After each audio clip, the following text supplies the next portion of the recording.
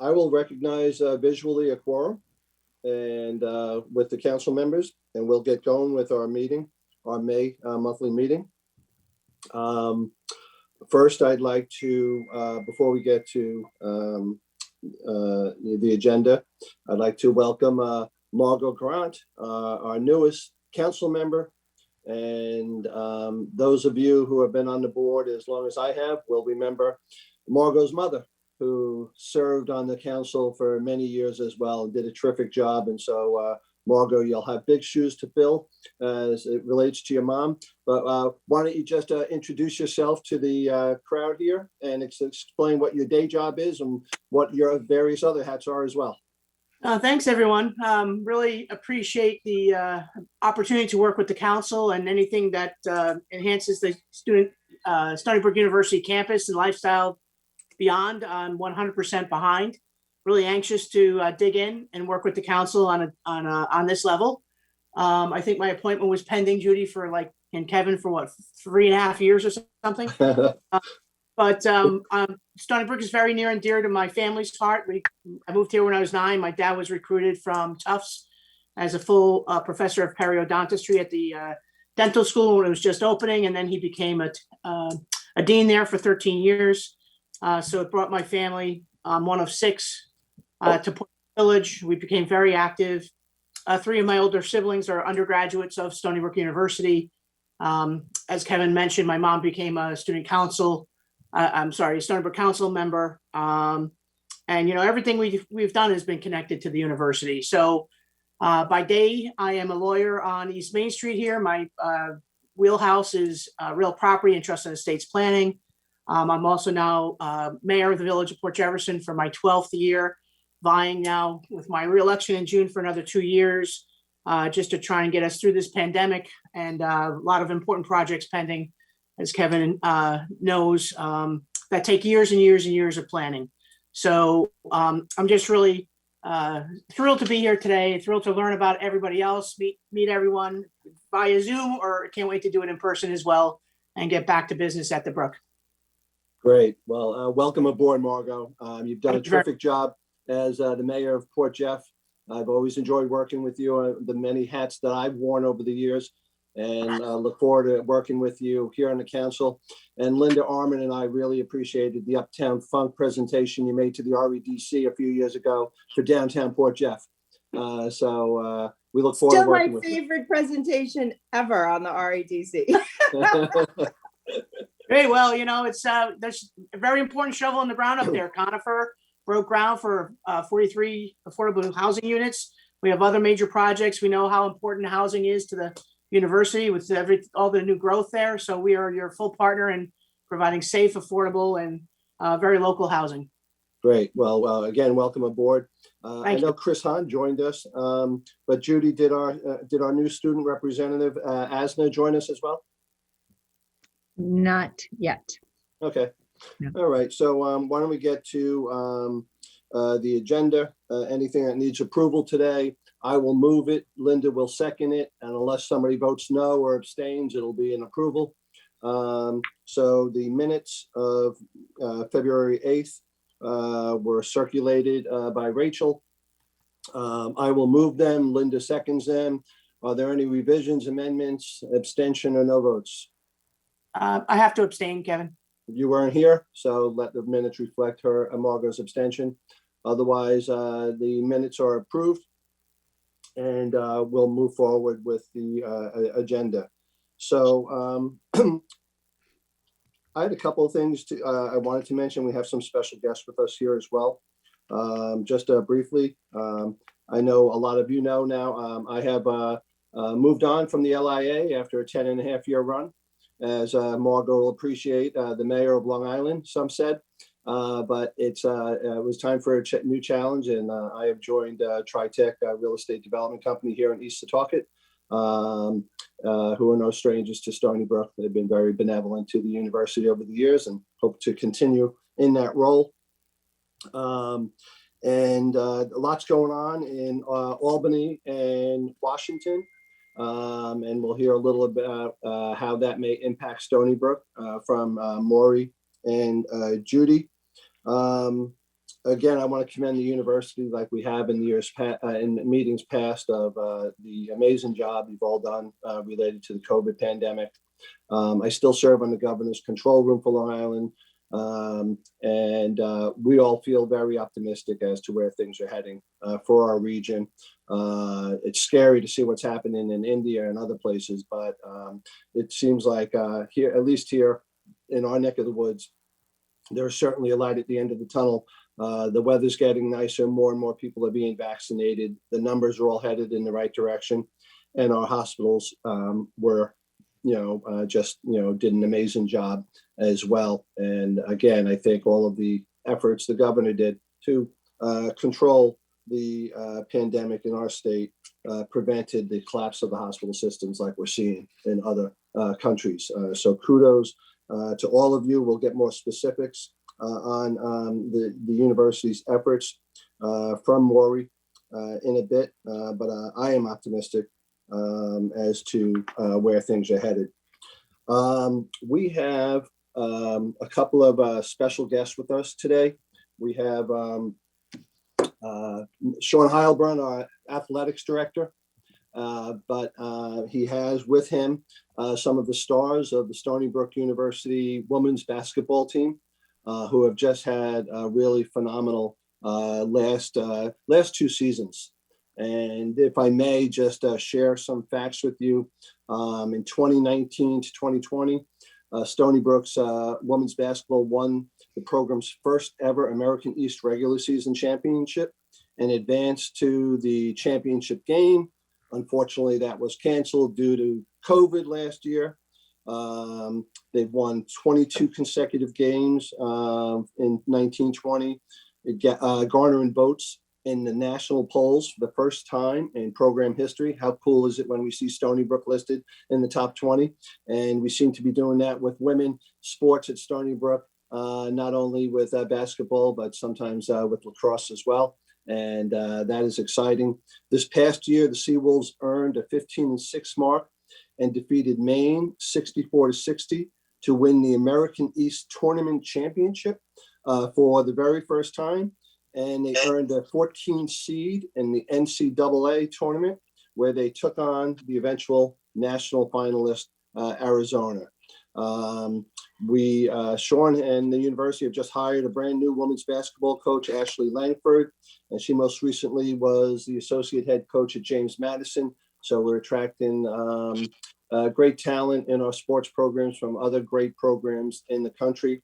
But most importantly, we have with us 3 stars from the women's basketball team, Haley Zeiss, Mackenzie Bushy, and Anastasia Warren. And on behalf of the council, I just wanted to congratulate you. In the past, when we have these meetings in person, we get to take photos and hand you a nice award, but this virtual recognition will have to do for now.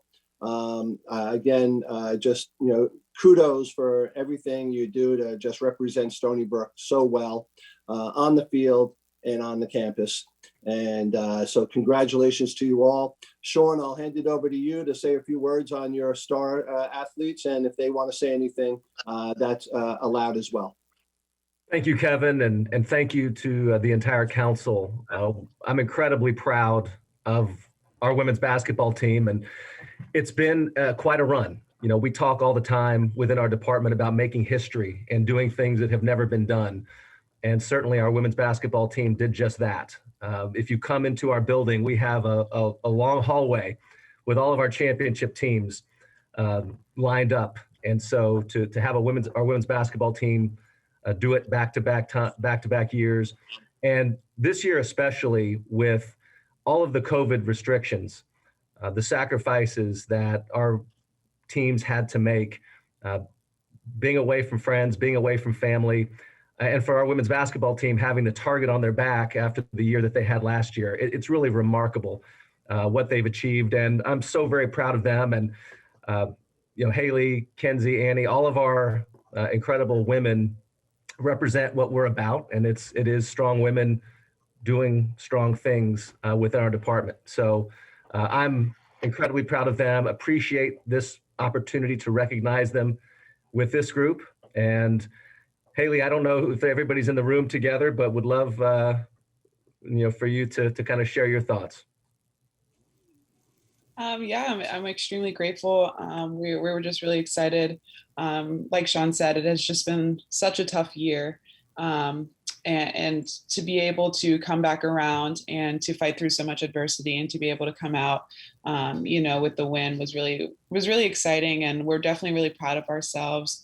On our team, we talk a lot about surrendering the outcome. So we weren't even really so concerned about that. We were really just focused on the process and really focused on the journey together. And as a senior, just watching the program grow, my first year, we were picked, I believe 7 out of 8 teams or 8 out of 9 teams for the preseason polls. And so to come back around my senior year and be at the top of the pack has just been a really great experience. And I think it just really shows the investment that the program has made in us and the trust and belief that we have from the community.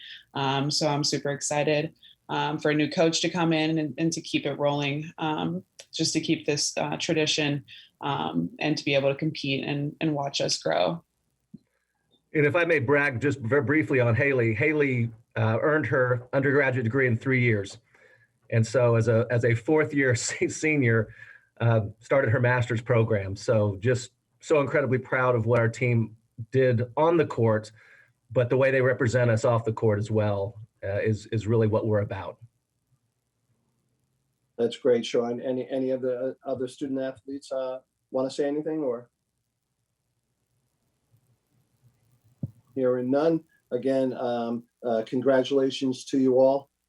Best of luck for those continuing on with the team and for those moving on into the work world.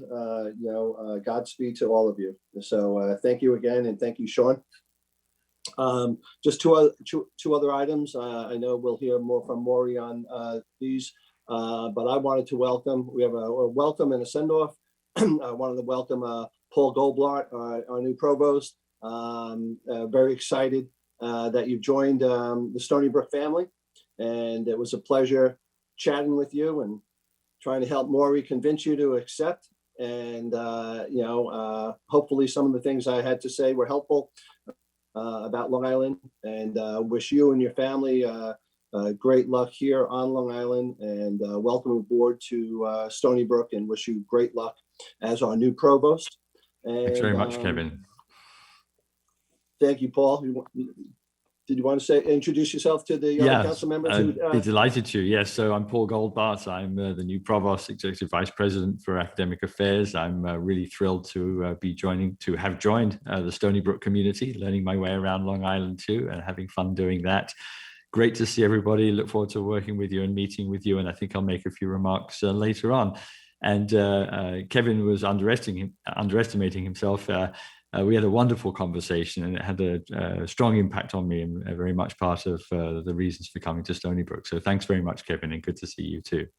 Oh, great. Thank you for those words, Paul. Again, welcome aboard. And somebody who will be leaving us soon, but it's probably his last meeting before the council. I wanted to also recognize Ken Kashansky. Ken and I pretty much joined about the same time as Stony Brook. I think I became chair of the council about 2 months before Ken joined, but I always been very polite and professional, responsive to me and the council. Ken, and all the times I was going through my neck injuries of 3 years ago, you always referred me to great Stony Brook doctors, and I always appreciated that. And so I just wanted to, on behalf of the council, thank you for your service as our dean of the school, Renaissance School of Medicine, and for the leadership you did over on the Health Science Center. And we'd be happy for you to, say goodbye to the council as well and open up the mic to you. Well, I appreciate that, Kevin. It's been an amazing 11 years. I have every faith that Stony Brook University will continue to soar. The council's help, all of the terrific people who are here at Stony Brook, it just can't help but soar. So I thank the council for listening to me drone on about Stony Brook medicine and the success of our people. And I wish everybody on council, I wish everybody at Stony Brook the very, very best of success. Thank you, Ken. Wish you and your family and your grandchildren great luck and health and Godspeed as well. Thank you. Ken. And the last thing I want to mention, there's still time. The Stony Brook Gala is this Thursday. It is virtual, but if you haven't already been able to financially support, or you know somebody who wants to financially support it, there's still time to do so. And Deborah Lowen Klein would be happy to take your phone call. Thank you for that. And with that, that concludes my chairman's report. I'm very happy to hand it over to our new president, who's still new president, it's almost 1 year, Dr. Maury McGinnis. Maury? Well, thank you, Kevin, and good morning, everyone. It's so good to see you arrayed on my screen in little squares, and boy, am I looking forward to the day when I will actually be able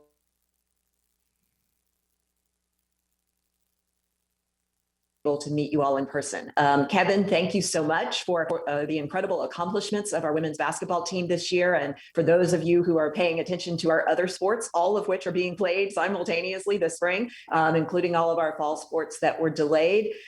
We have many other teams that are doing really great this season. And so I hope that you might be able to come out and watch some of them. Women's lacrosse will be playing on Thursday, and we do have limited numbers of guest tickets, and some really exciting games will be happening in the future. So thanks for highlighting that. So you all have my written report, but there are a whole bunch of things I'd like to bring you up to speed on and say a little bit more on. So let me start with accolades and important partnerships that have been announced. So once again, Stony Brook University Hospital has been named one of America's 100 best hospitals for 2021 by Health Grades. It is the only hospital on Long Island to receive this distinction for the past 3 consecutive years. And this honor places us in the top 2% of nearly 4,500 hospitals assessed nationwide. And that is what they're really looking at, is consistent year-over-year superior clinical performance. And there are only 5 in all of New York State that are named among America's 100 best hospitals. So kudos to everybody in Stony Brook Medicine and at Stony Brook hospitals for this accolade. Stony Brook University has been named to the Chronicle of Higher Education's 2021 list of top producers of Fulbright U.S. student program recipients. This is the first time we have received this accolade, only one of 2 SUNY institutions recognized this year. And this is the Fulbright scholarship is not only such an amazing recognition of some of the most talented students in the US, but really also an extraordinary opportunity for our students as they receive opportunities around the world, both to be scholars, but also ambassadors for the United States. Stony Brook's commitment to equity earned the university a number 17 placement in the education industry and a number 138 overall in Forbes' list of America's 500 best employers for diversity for 2021. So that's another nice recognition of the real centrality of diversity and inclusion on our campus. And then many of you may have seen the recent news announcing our venture partners Ørsted and Eversource, who are the developers of New York's offshore wind farm called Sunrise Wind, and that we have launched a research partnership with them, and they are providing $5 million to underwrite both research initiatives specific to the advancement of offshore wind through our Advanced Energy Research and Technology Center. So that's a great partnership that relates to a very important economic development as well as sustainable energy priority for the state of New York. And we're really proud to be moving that initiative forward. Thank you, I'm sure, to many of you on the screen who probably participated in our Giving Day. It was our 3rd annual event. We raised $419,000 and change. And we had donations from 3,393 people. And those donations went to areas all across our campus. So thank you for everyone who participated in that. So on to some things that have been going on campus. I reported in previous meetings that given our really significant budgetary challenges, which are really just not of COVID's making, but really longer term systemic budgetary challenges faced by Stony Brook University, we launched the Strategic Budget Initiative at the beginning of this academic year. And we had more than 250 faculty and staff who were engaged in this project, as well as some additional people who were experts in particular areas. We accomplished a lot this year. It is really just in many ways so confirming of our faculty and staff's deep commitment to this institution that over the past 7 months and across our 16 different working groups and 5 different task forces, and the many thousands of hours that compiled in surfacing ideas and working through opportunities and really trying to figure out what needed to be our priorities, what was doable. We heard final reports over the last couple of weeks from our task forces. The executive leadership group had a number of long meetings and then a full day retreat in order to discuss these opportunities. And Paul Goldbart and I, the provost and I, will be working to really determine what we are going to prioritize as the first things we move forward. These opportunities, as I mentioned before, were both to identify opportunities for us to operate more efficiently and save revenue, lower costs, but also opportunities and ways that we believe at Stony Brook we can also help to drive new revenue opportunities. And so what we're really looking at is that we have this moment now where we can act strategically. Some of these are going to involve some investments of one-time funds that are going to allow us to boost areas that the Strategic Budget Initiative has identified, some of which have been identified in the past but never implemented. And so if we think about a 5 to 10 year time frame and invest in these really important areas, it is going to help boost our future of innovation, collaboration, and greater research performance. We are really committed to ensuring that this momentum continues. People are really excited about the possibilities that we have defined for our collective future. Let me tell you about a few of these areas. A fairly obvious one is to have a more integrated management of our purchasing contracts. And in that, we have identified significant savings that will accrue to the institution year over year.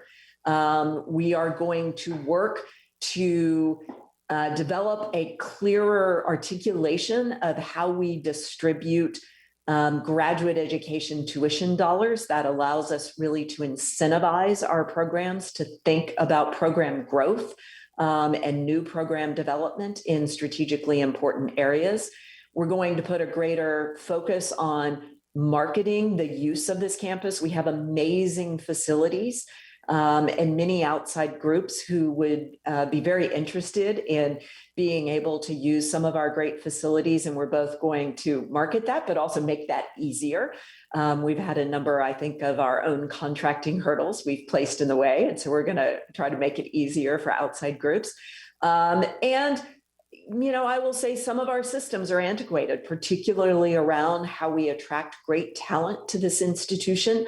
And then how we do our daily business. And so we're going to do some work to bring some of our systems more up to speed, making it easier for the way that we recruit and attract great talent to come join us. I will be outlining our next steps at a large campus conversation, a Zoom, of course, campus conversation scheduled for May 13th. At that event, the Provost, Paul Goldbart, and I, along with our Vice President for Finance, David Gray, and Rose Martinelli, who's our Vice President for Strategic Initiatives and who's been really the architect and partner for the Strategic Budget Initiative, we will join together and have a conversation about the great work that our task forces did, as well as what are going to be the first priority areas to move forward. I am so grateful for the deep commitment of the many hundreds of people who are involved in this initiative, and they are all so excited about this future, this collectively designed future for Stony Brook University. So everybody is always interested in hearing updates about how vaccinations are going. So I'll talk both at a Long Island wide, but then also a very detailed campus look at where we are. So Stony Brook Medicine has really been a major partner with the state in distributing vaccinations throughout Long Island. Beginning this work in December till today, we've given more than 350,000 vaccinations. This is really an incredible initiative from the very large pod that we operate at the Research and Development Park, where we're vaccinating nearly 3,000 people a day. We've also opened another pod in Southampton. We've been doing lots of other sort of pop-ups, sometimes in communities that are underserved, sometimes at our own healthcare facilities, particularly at COMAC, but then also on our campus. And I'm really deeply grateful for the incredible work of the teams at Stony Brook Medicine, for new individuals who've been hired to help us with this effort. And it really is, if you've not been by any of these pods, it actually is just a really uplifting experience, because you see in face after face this sort of, incredible sense of both relief and joy for the forward momentum that vaccinations represent. We've been also offering vaccines to our students in pods that are sort of offered directly to them.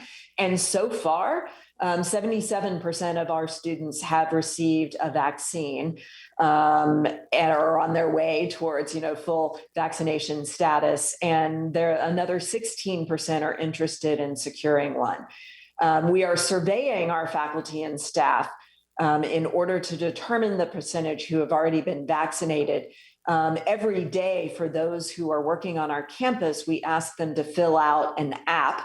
And we've been doing this for months. It began as an app that asked if you essentially had any symptoms that day. It was meant to clear you for being, healthy enough to come to campus that day to work. When we began our weekly testing of faculty and staff, we also began asking them if they were in compliance with those testing obligations. And we recently added a button to that to ask them to self-report, so this is voluntary information, as to whether or not they have been vaccinated or are in the process of getting vaccinated. And so far, the people answering our campus app on a daily basis, 74% of them are also vaccinated. We are waiting guidance from SUNY and from New York State as to whether or not there will be any mandatory vaccination requirements for the future. So now let's turn to the budget. So far, I've been mostly able to comment on the really many positive things that are happening on our campus. This is less of a positive report that I will be giving. So we made really significant progress this year in working both with Chancellor Malatras and with Governor Cuomo in talking about and helping more people understand why public research universities matter, what they do that is different from institutions that are primarily focused on undergraduate education. The important role we play in not only educating a large number of Pell eligible and lower socioeconomic students, but very importantly, getting them to graduation at rates that are comparable with our non-Pell students. It is that combination of access and success that distinguishes Stony Brook University, not just among other institutions in New York State, but really among other institutions nationally. This requires this important work of the combination of success for our students and the research we do that drives developments in healthcare, that drives developments in energy sustainability, in AI, in quantum, in coastal resiliency. That kind of work requires an additional level of support from the state. So really good conversations and acknowledgement that our institution is different. And we were hopeful that that might also lead to either additional support from the state directly or from greater flexibility in the tuition that we could charge in comparison to the non-university centers. That did not materialize. What did materialize was a little bit more support from the state in the TAP program. Many of you probably have heard us talk about the TAP gap in previous years. This is the financial aid that we give out to students in the TAP program that is not covered by the state. We, in our budget, had been spending about $9 million annually on that. They slightly increased the state allocation towards TAP. So rather than spending $9 million annually to close that gap, we will now spend $7 million annually. So that was an addition of about $2 million. There was a little bit of extra capital money in the state budget for deferred maintenance. This is helpful. Stony Brook is actually facing a really, really significant backlog of deferred maintenance, greater than any of the other SUNY institutions by many, many times. And that really relates in many ways to the age of our campus, mostly constructed in kind of the early 70s. Those buildings are all at the point of total failure, right? HVACs that don't work, things that are ceiling tiles that are falling down, stucco that is falling off the building. It is actually really significant. So we are appreciative of a little bit of extra deferred maintenance. There was no further erosion of our operating aid as we had been told to expect last summer. But again, what we are facing is a systemic budget deficit that is the result of the fact that in over a decade, there has not been one additional dime in state operating aid. And needless to say, in the course of a decade, there have been really significant increases in operating costs, the largest category of which are the salary increases that our faculty and staff earn that are contracted through the negotiated labor contracts, which we are obligated to pay, but for which we receive no additional operating aid. This year, there was a complicated narrative because there was significant federal funding that came to our institution, to every institution in higher education. And when you add it all up, it sounds like it's a lot of money. But it's really important to understand that it was not even as much money as we lost in revenue this year and incurred in additional expenses. So it's really important to understand, we hear quite frequently that higher education is awash in federal aid, and it's just simply not true. Half of all the money that came in went directly to students. That was great for them. Our lower income students, particularly our Pell students, were in the families who were among the hardest hit. And we are deeply appreciative to the federal government for that support directly to our students. To the institutional aid that we received, so in round one, we received close to $10 million. In round two, we received close to $20 million. I know that sounds like a lot of money, but every dime of that is designated by SUNY to go directly to the deficit in the dormitory income fund. So just as a sense, last spring when we sent students home, we refunded them the portion of their rent that they were not going to be using because they went home early. And this year, our dormitories were at about 40% capacity. We lost, I don't remember the total number, so I won't quote it here, but we lost much, much, much more, at least double of that amount that is going into that deficit fund. We also incurred this year huge costs in the weekly testing that we have been doing of our students and our faculty and staff all year long. And don't forget, we also operate a hospital that for many months had to shut down most of its elective procedures and lost millions of dollars. So, you know, these costs continue to move around as there are changes in federal issues, as there are changes in what might or might not be coming from the state. But at the moment, as we look at this fiscal year, we are looking at a gap of about 47 million on the university side and of nearly 200 million on the hospital side. So, you know, any narrative about our being awash in federal aid is missing the significantly deeper hole that we were facing this year than I think many understand. So yes, we're appreciative of that federal aid, but it's like we had a really, really deep hole and it's just a little bit less deep. It is really important for us moving forward that we continue to work with lawmakers in Albany to help them understand what a decade of no additional operating aid for higher education, what impact that is having on Stony Brook University. It is felt most acutely for us in what continues to be a significant erosion in our staff and in our faculty.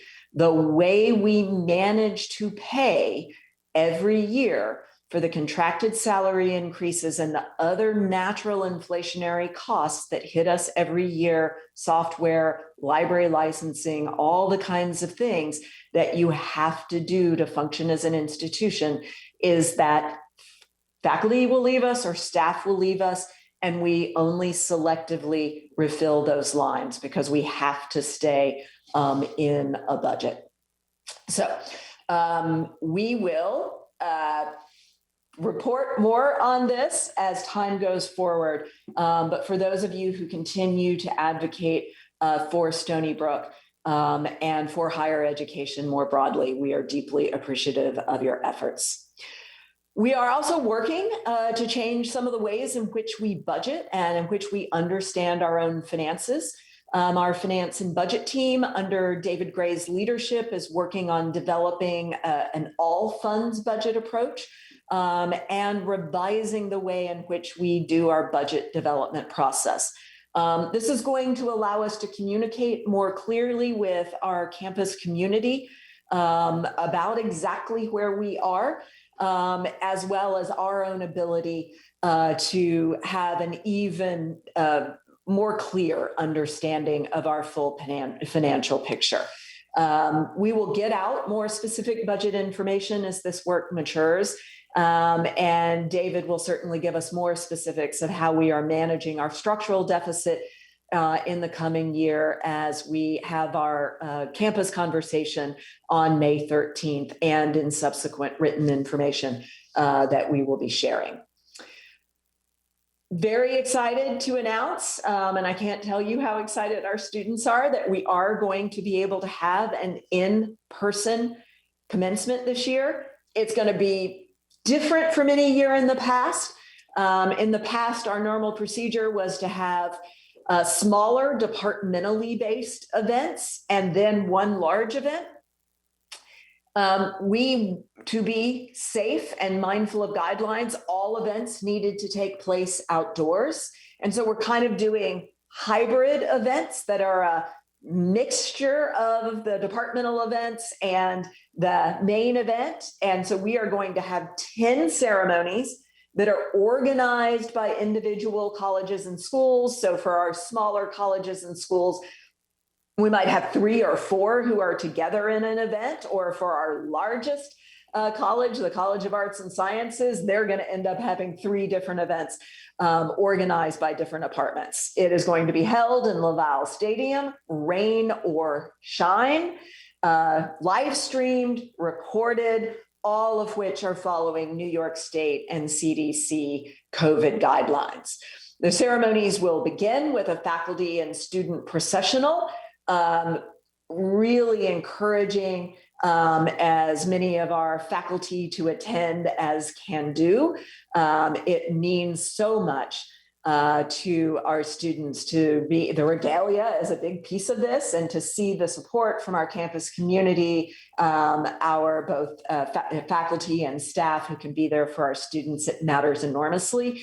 And each of our students is allowed 2 guests who will sit in the stands, physically distant from one another, and then our students will be on the field.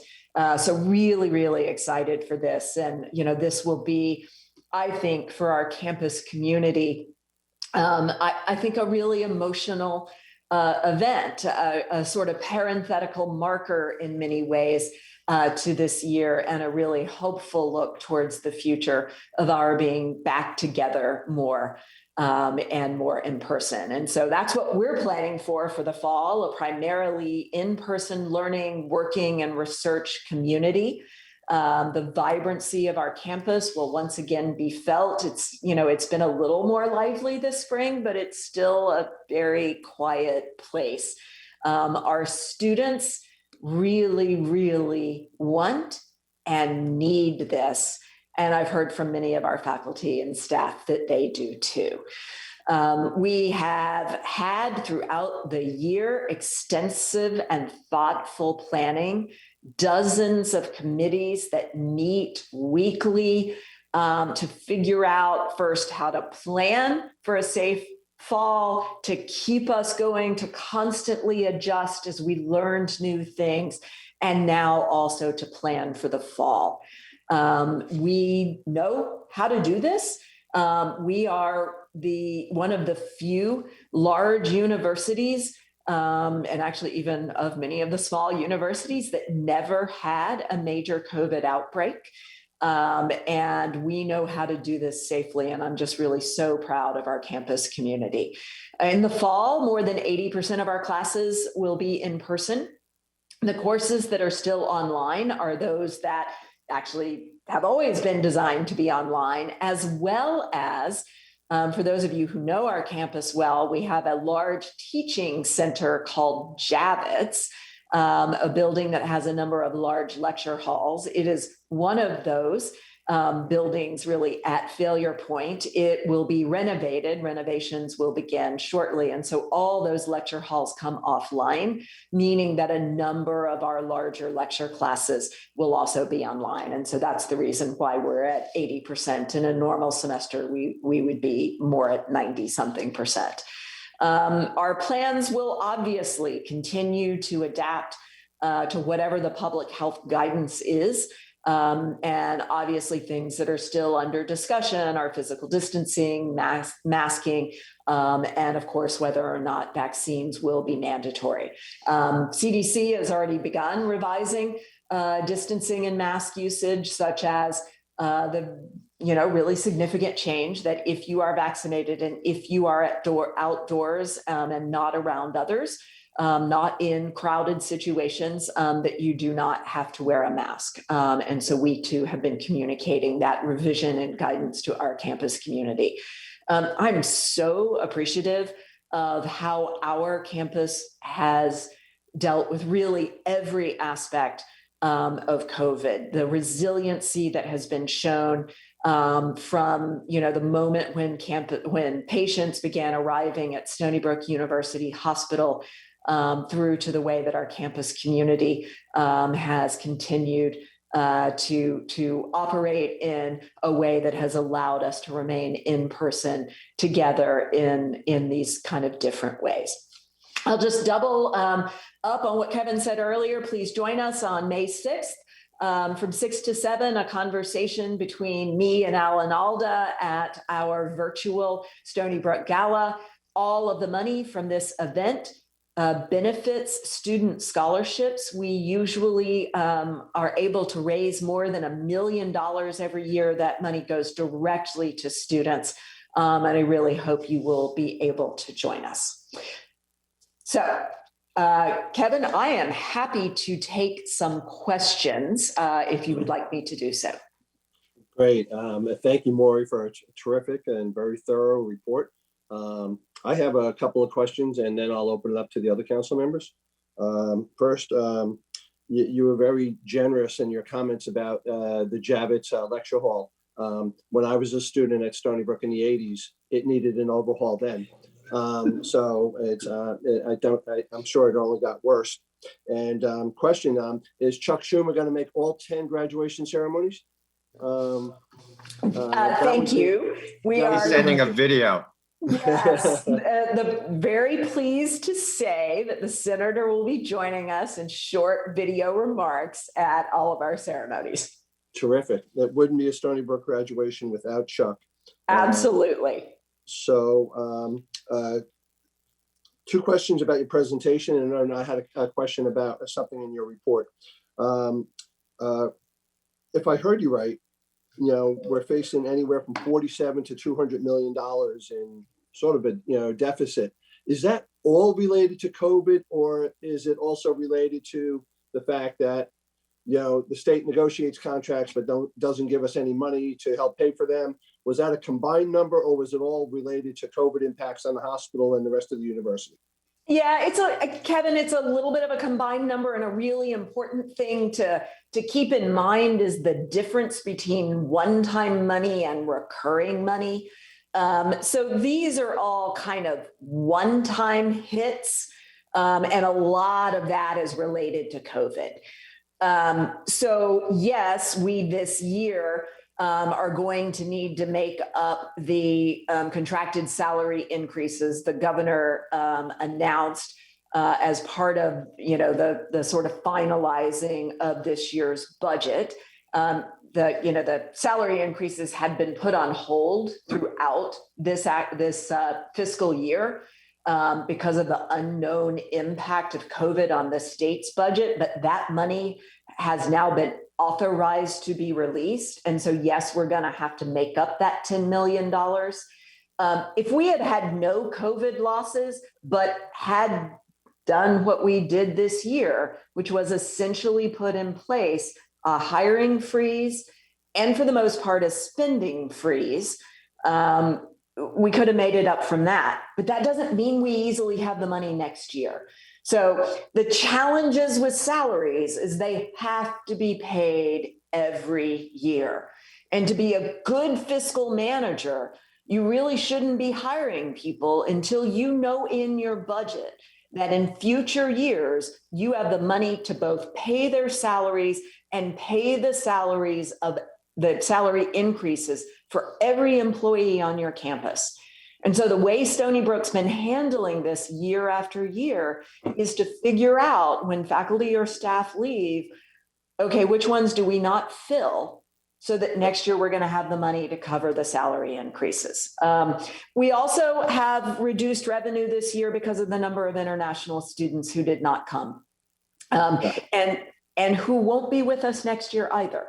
So we had a number of things, and that's partly COVID. That's also partly changes in visa policy. So, there are a lot of different factors there. What I was reporting were the numbers related to this year's annual budget. And obviously that's not sustainable for the future. And it's a mix of both recurring costs and one-time costs. Got it. Good. Thanks for that explanation. When you talk about the vaccines, I know some private universities are mandating their students be vaccinated and some are mandating staff. Is that a Stony Brook decision or is that a SUNY decision, meaning it's the governor's decision? Kevin, you are right. It is not a Stony Brook decision. We will need to await guidance from the state. And, I know it is something they are discussing. So Okay. We're just waiting. Got it. Good. Good to know. And then my last question, I'll open up to the council, is in your report, and it relates to what you said about the international students. I know we were down international students partly because of COVID, but a lot of it pursuant to policy of the prior federal administration. But what I was surprised to see that we are also down in transfer students. And it sort of seemed counterintuitive when everybody thought with COVID that we might actually get more students, locally whose parents preferred their kids to be at maybe a Stony Brook rather than out-of-state schools. What's the reason for the slowdown in transfer students? Is it because our two community colleges are continuing to face enrollment declines, or are there other reasons? That is probably the primary reason, Kevin. I mean, I think it's a nationwide, the greatest diminishment in student enrollment this year was seen in our Pell eligible students, our most financially vulnerable students. And for many families, it was the economic hit that they faced that led to lower enrollments, both in community colleges, but also in universities nationwide. We were up actually in first year, first time in college Pell students. So we did not see that same diminishment. But nationwide, community colleges were down about 20% this year. So there are a lot of complex factors at play. I think higher ed is still really figuring out the reasons, but we know that the economic hardship that many of those families faced is probably going to end up being the most significant factor. Got it. Thank you very much. Other council members, questions? Kevin? Frank? Yeah, Maury, thank you so much for keeping us informed. I know it's been difficult for all of us on the council to know what's going on, but you've done a good job there, despite the fact that we can't meet in person. And I look forward to meeting you and the executive staff in person. One of the things that I wanted to ask was related to the South Shore of Long Island, where I live. Long Island Community Hospital has been in negotiations with Stony Brook, and that broke off. Is there anything you can comment? It's a huge disappointment, and I can't tell you the number of people that have approached me since then with concerns about what's going on there. Great question as to what I can say publicly. Yeah, and I kind of thought that, but I needed to ask the question anyway. Understand. I think I can say officially, we were disappointed as well. Okay. Anybody?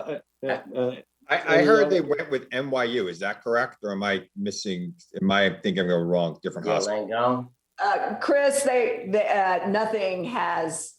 no deals have been sealed there either. Roger that. Just a quick question. Are you anticipating any further federal aid to help meet the budget gaps from last year?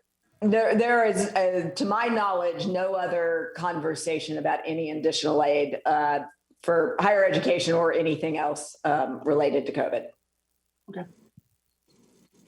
Linda? Kevin, yeah. Yes. Hi, Maureen. And maybe this is also for the hospital folks. With returning in fall, and I guess the presumption is with the high rate of vaccinations that we're already seeing on campus, is there any fears, and I realize we don't have a crystal ball, but is there fears of having to pull back again in the fall? Are there discussions, or do we feel that with the vaccinations and the testing, we should be able to be open and stay open? Obviously, we are watching it constantly. We have really excellent teams that are staffed by our own infectious disease experts. And if we need to change, we need to change. Right. If everything continues as it is, we should be able to do this safely without a problem. But there are variants of interest and variants of concerns, and we are watching those and checking those. And if we have an issue on campus, we have a much bigger issue elsewhere. Right. That's right. Because the way it's run all this year is, Suffolk County's been up there at like 5%, and we were at like 0.2%, right? We've demonstrated we know how to do this safely. So I choose to be very optimistic about what the fall is going to look like. That's great. Yeah, me too. I'm a big optimist, and I'm hoping for the same. I just know there's a lot of skeptics out there saying, oh, but will we stay open? So I was just curious what the experts thought about that. Right. Any other council members? And I failed to acknowledge earlier when Chris Hahn joined us, Michael Smith, council member, also joined us. So Rachel, please let the minutes reflect that. Maury, again, thank you for your report. Do you want to introduce our next guest speaker and our new provost? Yes, I am so excited to be able to do this. I would like to introduce everybody to Paul Goldbart, our Executive Vice President and Provost. Paul joins us from the University of Texas at Austin, where he was Dean of the College of Natural Sciences. And I had recruited him there from Georgia Tech University, where he was Dean of the College of Sciences, and previous to that, Chair of the Department of Physics. And prior to Georgia Tech, he spent most of his career at the University of Illinois Urbana-Champaign. Paul is a theoretical physicist, educated first at Cambridge, undergraduate in physics and theoretical physics, master's degree at UCLA, and a PhD from the Imperial College in London. We are so excited to have Paul joining us. He began near the end of March. So I don't know, Paul, you're maybe at 6 weeks or something like that. And just so excited to have him as my partner in helping to develop Stony Brook's future. So I'm going to turn it over to you, Paul. Well, thanks very much indeed, Mari. And it's great to see everybody. Great to meet you. And let me begin by thanking you very much indeed for your commitment to Stony Brook. We really appreciate it enormously. I was very moved to hear about the more than 1/3 vaccinations delivered by Stony Brook, in part because 2 of them were mine, and I'm very, very grateful for that. And so I feel like I've been involved in the Alpha and the Omega, because in fact, when I was at Texas, I got to work with a scientist in the College of Natural Sciences, who in fact Mari recruited, Jason McClellan, and I have here a model which you might be able to see. It's actually the coronavirus spike protein. It's the little beast that punctures a hole in your cells and enables the virus to squirt in its genetic material and then start hijacking your cellular machinery. And that structure was discovered in Texas thanks to philanthropy and state funding and the hiring by Mari of Jason McClellan. And that structure led directly to the Moderna and other vaccines. And so it's marvelous to see 21st century science right there in action in public research universities, making its way to really rescue the human race. So I have to say, I find that enormously moving, and I'm sure you do too. Well, I was asked to say a few words about me, who I am, what I believe in, what I care for, and I'm really happy to do that. So I will do that. But I want to reiterate what I said at the outset, which was that I had a really delightful conversation with Kevin during the recruitment process. And whilst there are many things that attracted me to Stony Brook, that was certainly one of them. So thank you very much indeed, Kevin.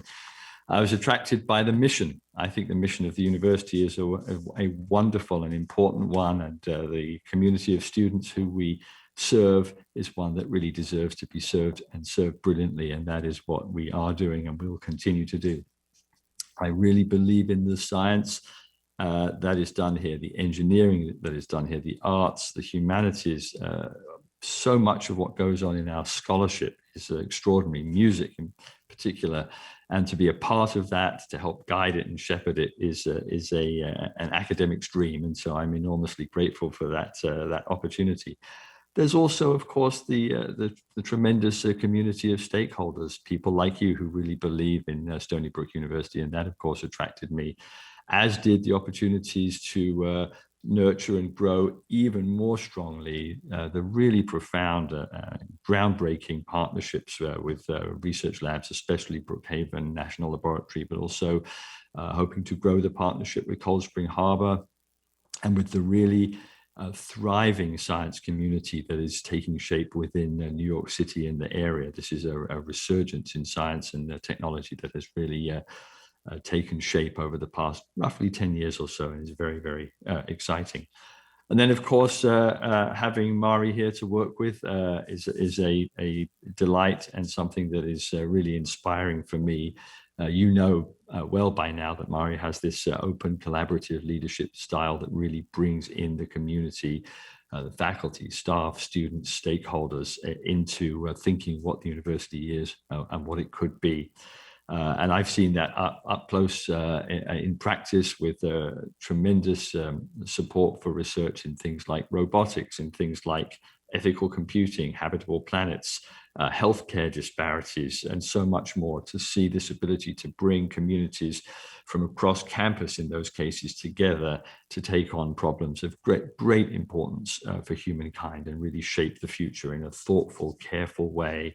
That brings the vision of the arts, the vision of the humanities together with the power of science and technology to really drive things forward. I've also seen Mari's boldness up front. I will just give you one brief example of the retention of a very, very early career mathematician, assistant professor in his first year or two, being very heavily recruited by an absolutely top flight university elsewhere. So we came back and promoted him to full professor with tenure in something like his second year on campus, knowing that he already had accomplishments that were worthy of that and might well be a future Fields medalist. And I really appreciated the boldness and the willingness to go a little bit further than many leaders would to secure the future of that particular person in the fold. And that's the kind of leadership that I think we need. And I'm so glad that we have. So I'll spend just a couple of minutes on history, as it happens, my own, a little bit on philosophy, again, my own, and then a couple of early observations just to wrap things up. I'm going to begin with a quote, and it's a quote from somebody who I never had the opportunity to meet, but he was a university president, in fact, president of the University of Texas at Austin, Peter Flawn. And he has wrote a statement, which I'm going to read to you because it really, I think, captures something that I bet we all share. So this is Flawn speaking, and he said, "I am of the opinion that universities are the greatest social invention of humankind, save perhaps the institution of democracy itself. All advanced civil societies have created them because knowledge is better than ignorance, and the development and transmission of knowledge from one generation to the next improves the human condition." And I think that somehow captures the business that we are all in and also excited to be a part of. So as for my own history, how did I get interested in physics? Well, it started very young. I actually fell in love with math and physics at a very early age, around about 12 or 13.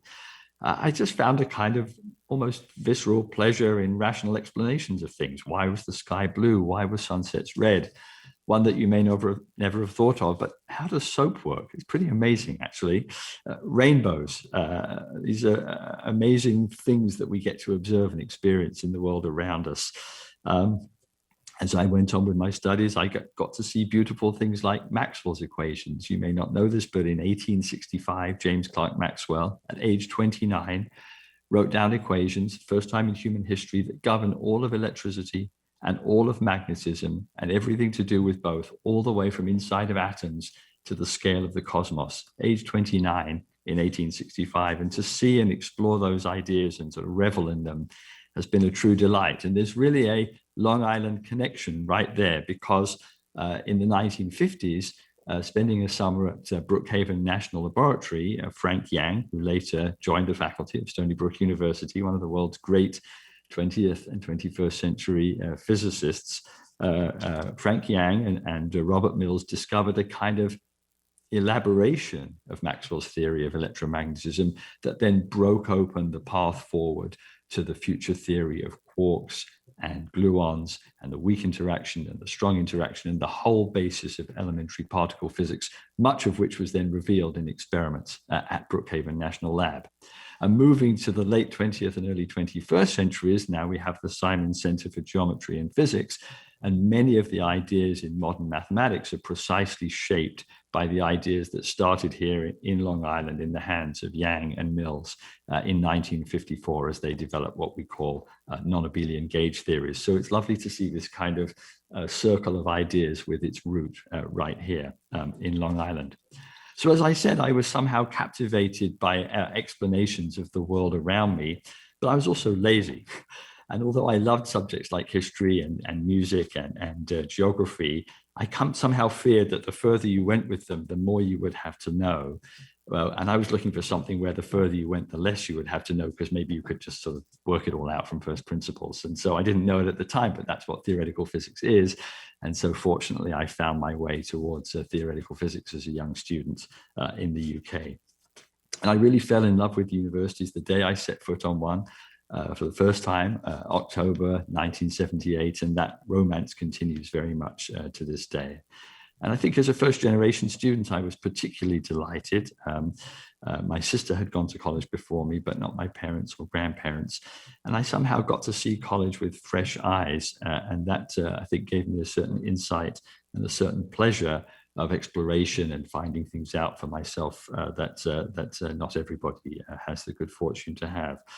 And I got to revel in names like Alan Turing, the great mathematician and logician who essentially went on to found computer science. Crick and Watson, discovery of the double helix and the origins of genetics, and many others. And I found that really just absolutely thrilling as an undergraduate student in the UK.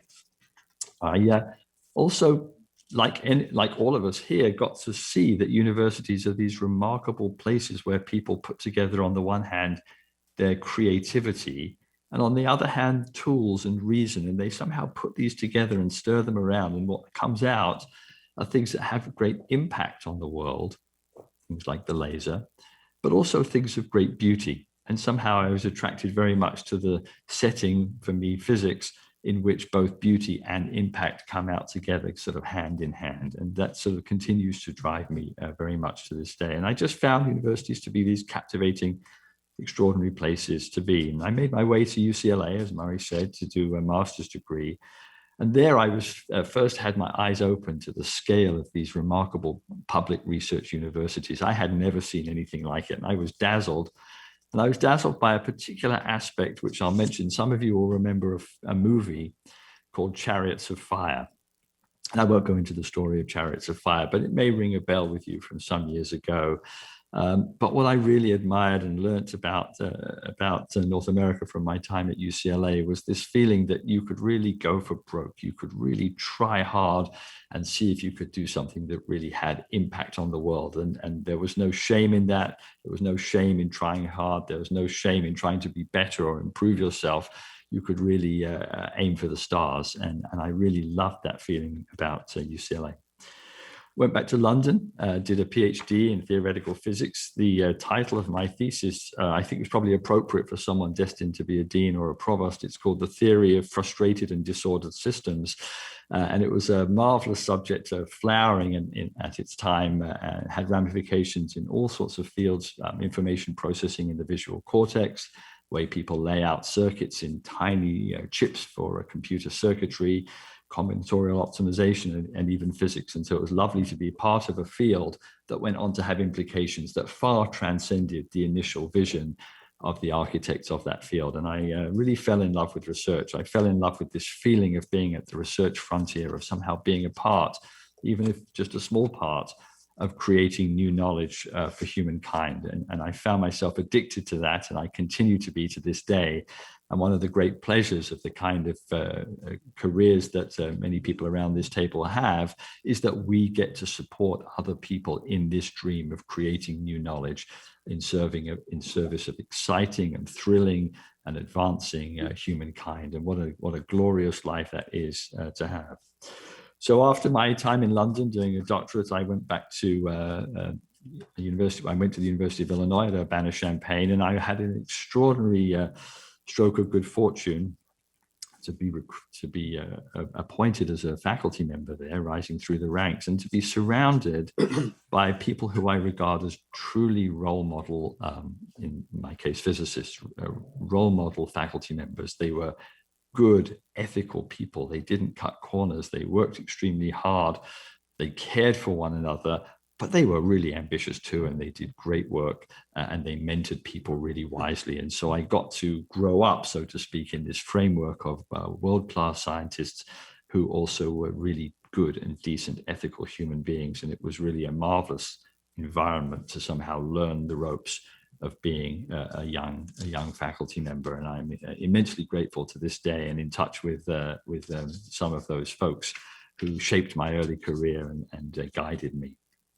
I never really had any ambitions for leadership, but one or two people around me perhaps saw some kind of elements of leadership in the way I behaved as a faculty member, my teaching and my research and my service to the department, which I was always very happy to do. And I'll confess that I always just felt happy to be in the building and fortunate to be there, with no sense of entitlement. And so little by little, I was edged into various leadership roles. And one day I found myself walking down a hallway, looking at a poster on a wall, describing some really very nice research. And I was not an author of that research, but I had worked hard to secure the funding that enabled it to be done. And a little light bulb kind of went off and said, now there's something about this kind of leadership business. There's something that's some real pleasures to be had, not just in the scholarship or research that one does oneself, but in advancing the careers of others and creating platforms from which others can really reach for the stars. And that somehow nudged me a little bit in the direction of leadership activities. And I've been somehow moving down that pathway ever since. About 10 or 11 years ago, I made my way to Georgia Tech to be a chair of physics. I wanted to try my hand at leadership in a relatively narrow organization, one focused on STEM fields. It seemed to me it might be a relatively simple environment, and indeed it was, compared with a full service university like Illinois or Texas or Stony Brook.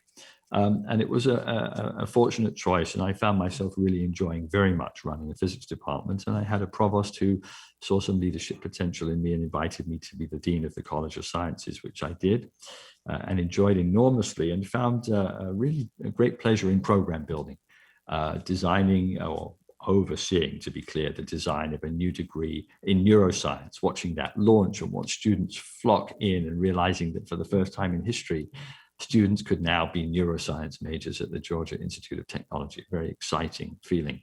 Building the field of astrobiology, once the stuff of the National Enquirer, and now a bona fide field of science as people begin to understand the emergence of biomolecules and how to detect them if they're present out there in the cosmos. Another thrilling opportunity to really build.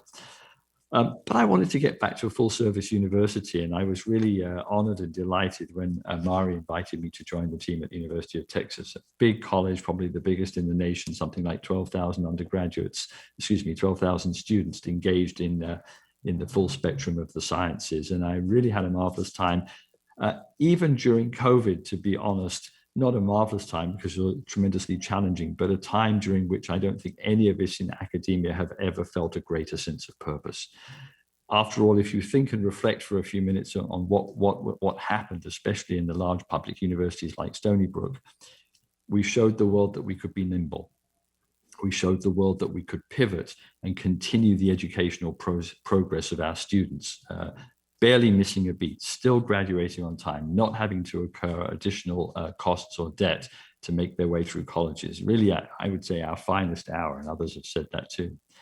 We also delivered on the research front.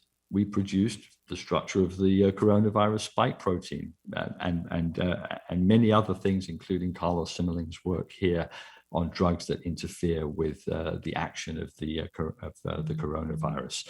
So the universities really delivered, and I think we've realized that having perhaps been in something of a defensive posture for a little while, it's time to come out of the bunker and tell the world who we really are and what marvelous things we have to offer, why we really are in some sense a kind of encyclopedia of the mind right here, ready to deliver to the world. And if we can reconnect with our communities, reconnect with our political communities, reconnect with the business world in a stronger and stronger way, and really become partners, really become humankind's think tanks, available and ready to offer our services and to engage as we shape the future together with all other sectors of the community. And it's something that I think, unfortunately, the coronavirus has given the opportunity to show, and going forward, we have to continue to live out, I think, that way of being. So, as you could tell, I really love these public universities. I love them for many reasons. I'll just tell you two or three.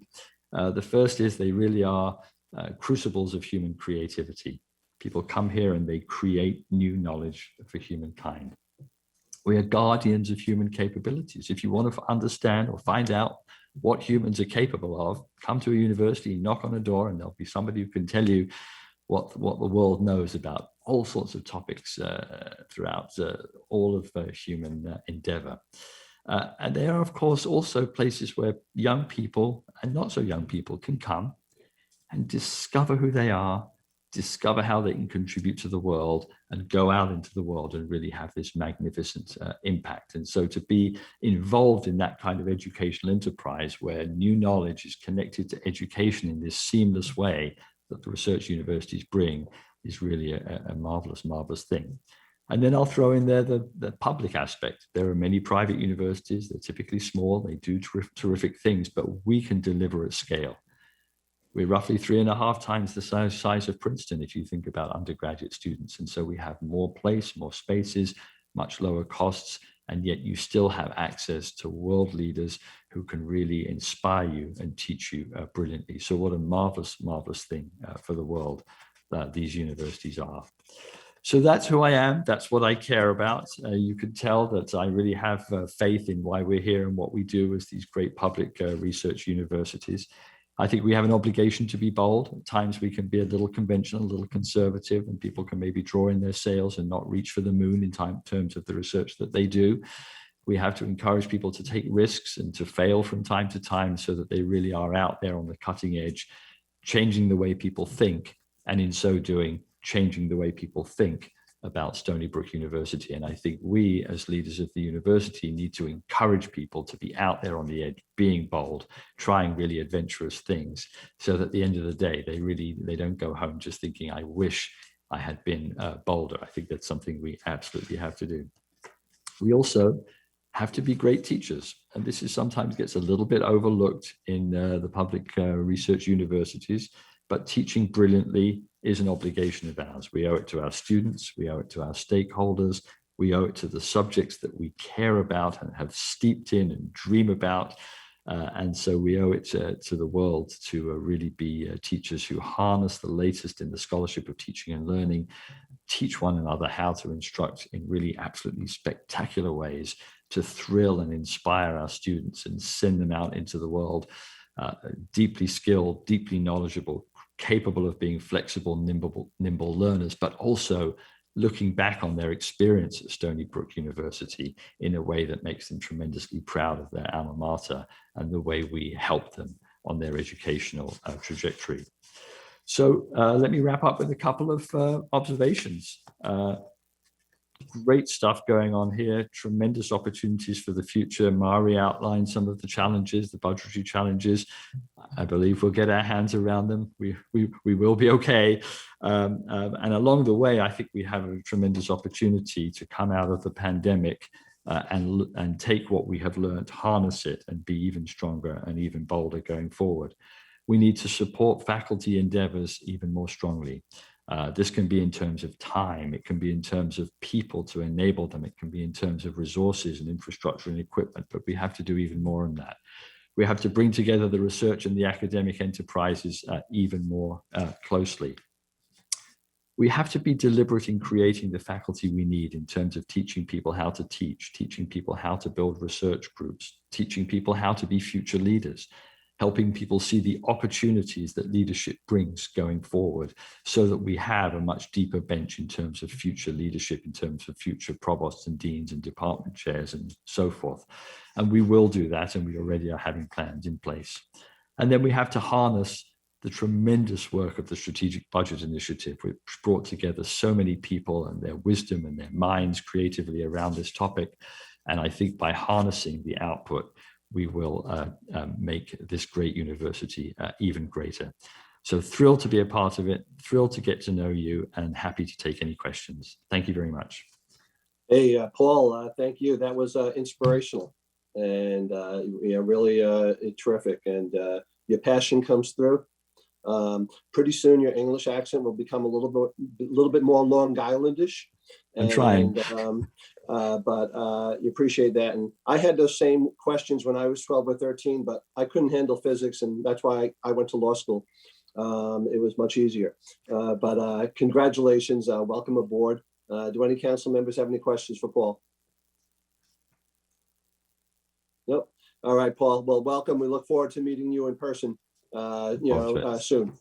Thank you very much, Kevin. Thanks, everybody. Thank you. Before our last official item, when I was saying some welcomes and some, oops.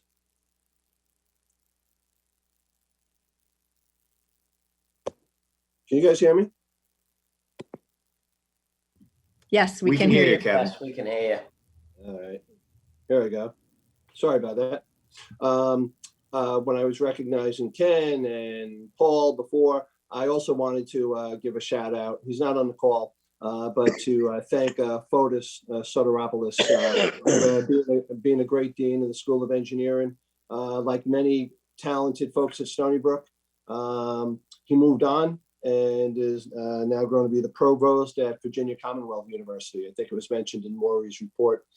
So at least we'll let the minutes reflect our thanks to Fotis and our good wishes for him as well. The last item on the agenda, we have Margot,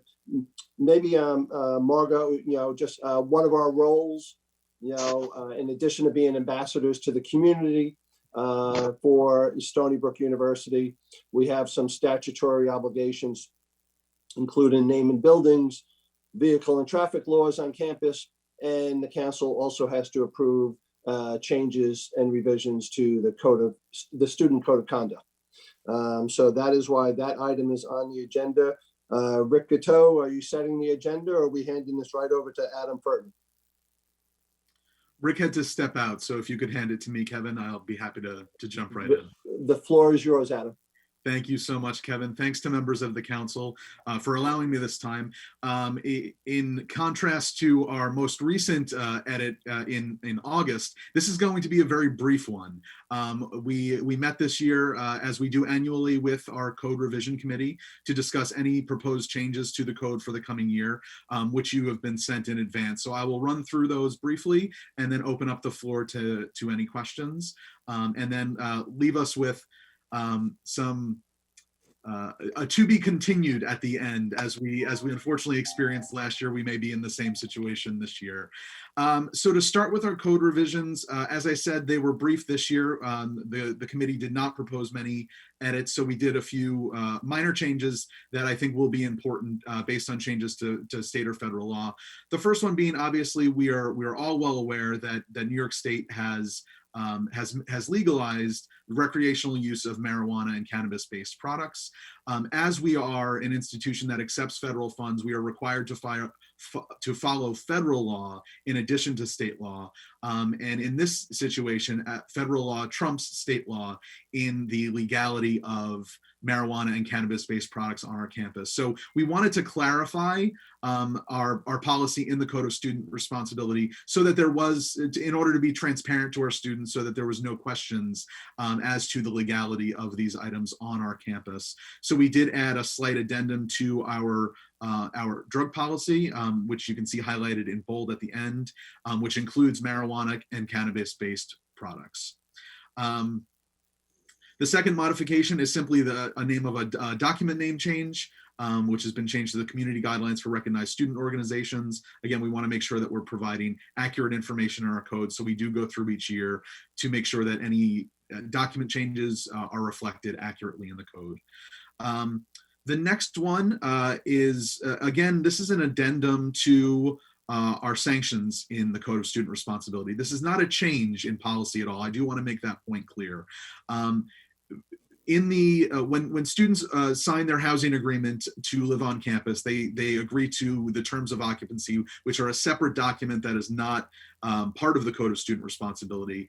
And there's certain clauses within that, one of which is that if a student is removed from campus housing due to student conduct reasons, they are not eligible for a refund of their housing fees. Again, in the effort to be transparent, we wanted to make sure that that was also in the code so that students understand that that's not necessarily an appealable piece. It is simply a stated fact in the agreement that they sign when they agree to live on campus. So again, that is more of a transparency piece, not a policy change. The next one relates to the time frame by which students can receive a sexual assault exam, forensic exam at our University Medical Center. There was changes in the Department of Justice policy. Previously, it had been 96 hours after the incident, or up to 96 hours in which they could receive that forensic exam. The Department of Justice has changed that guidance now to 120 hours. So we simply expanded that in our code as well, as we did detail that time frame.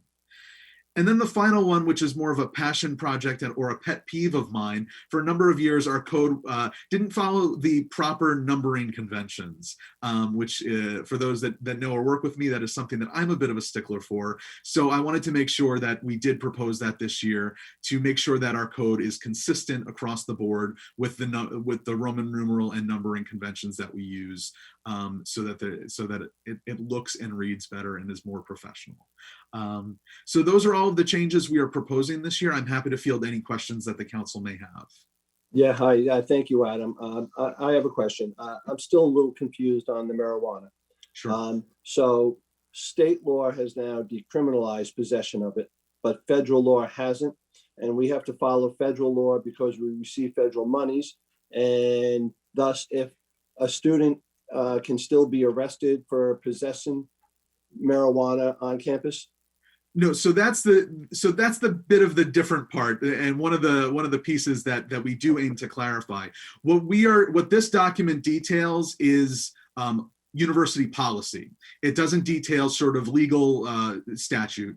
Our university police department will not be, as they are state officers, they will not be executing arrests of students related to the possession of marijuana or cannabis-based products on our campus, unless it falls within state law, which could include quantity, it could include age, those sorts of issues. What we are discussing here is simply the student conduct code and the student conduct policies related to the use. So if a student is found with marijuana on our campus, we would still address it through our student conduct process. All right, but our law enforcement and public safety division at Stony Brook will not be arresting kids, with possession of pot, as long as it's under the state requirement of a couple of ounces or whatever the rule is. That is my understanding. I would defer to university police for a more definitive statement on that, but that is my understanding. All right, Judy, do you have any clarification on that? That is also my understanding. I can, we can certainly get Chief Zachary's to maybe send a note to just kind of lay it out, if that's helpful. All right. And is that in the past, is that how things were handled when it came to, small possessions of drugs or pot? It was handled by Stony Brook and Public Safety, or was Suffolk County Police involved? To my knowledge, Suffolk County, if it's a matter of on-campus behavior, it would either be addressed by our university police department and my office, but that typically Suffolk County Police has not been involved, at least in my 4 years here at the institution. Got it. Yeah. Maury, some great Stony Brook history. Back, I was too young, but I remember reading about it in the late 60s when Stony Brook was able to attract the Grateful Dead and the Allman Brothers to campus, and Suffolk County Police were regularly there busting all the kids for pot. So it seems like we've come quite a long way. Adam, thanks for the clarification. Do any other council members have any questions on that or the other revisions to the student code of conduct? No. Hearing none, I'm moving them. Linda seconds them. Any noes, abstentions? All in favor then is aye. So the code amendments are approved. Kevin, We don't have a date yet for the next meeting, but we typically, again, Margot, for the new member, we meet 4 times a year. We meet twice each semester. So there'll be a meeting in October and one in December, and Rachel will coordinate those dates for us. Adam, I see you raising your hand. Yes, sorry, I did have one last piece, and this isn't necessarily an item for approval. It's more of just an advanced warning. We are anticipating, so as we did last year where we received new Title IX guidance and regulations from the federal government, we do know that the Biden administration's Department of Education is currently undergoing a review of the previously issued Title IX regulations and guidance issued under the Trump administration. And we do anticipate that at some point in the coming months, they will be issuing new guidance that may impact our Title IX grievance procedure and our sexual misconduct policies. So if that does occur and we do see that we will need to make edits to the code, I think we would need to reach out as we did last year to hopefully convene an additional meeting to approve any additional code changes prior to the start of the fall academic semester. Yeah, I think we did that the last 2 August. And Right. if we have to do it, no problem. Great. But hopefully our next official meeting in October will be in person on campus, and we'll get to see everybody. Do any council members have any other business they would like to raise? Questions? Have a good graduation, everybody. Yeah. Maury, is there anything else you'd like to say? No, I believe we covered it all. Thank you. Really looking forward to 3 really emotion-filled, exciting days for commencement, May 19 to 21. And, who knows? Maybe we'll soon be back in person. Yep, exactly. Hope so. All right, so a good, efficient 90-minute meeting. I thank all the council members for attending, and Maury, thank you and your entire team for attending, and the students from the women's basketball team. So wish you all a good spring, healthy summer, and look forward to seeing you all in person. Thank you all. Bye-bye. Stay Bye-bye. well. Meeting's adjourned. Meeting is adjourned.